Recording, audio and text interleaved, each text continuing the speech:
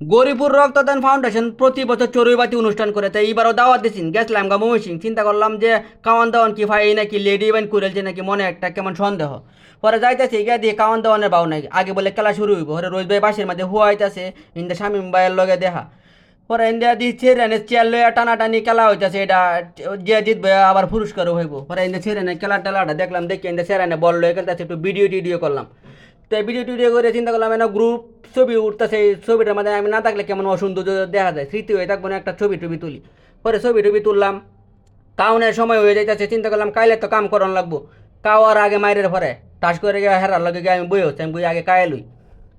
পরে কাওয়ান টাওয়ান দিল, খাওয়া দাওয়া সবার আগে আমি শুরু করে দিয়েছি।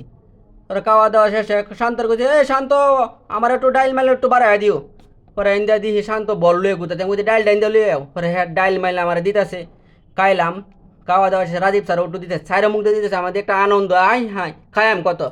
পরে ইন্দা এক বন্ধুরে ভাইলাম, করলাম বন্ধু নেও আর ডিডি তুমি খাও, আমার খাওয়া দাওয়া শেষ। পরে ইন্দা খাওয়া দাওয়া শেষে দিয়ে টিস্যু ডারে আছে, আমার দুইটা টিস্যু দিছিন। চিন্তা করলাম টিস্যু যেহেতু না, এক কাম করি, গামছাটার মধ্যে গিয়ে মুখটাকে মুচ্ছে লেগে।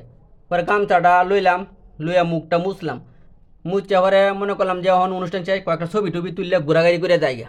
পরে না কারো কয়েকটা ছবি তুললাম, ছবি টবি তুললে মনে হলো অন গেলে দোকান করলি বিহাল হয়ে যাইতেছে।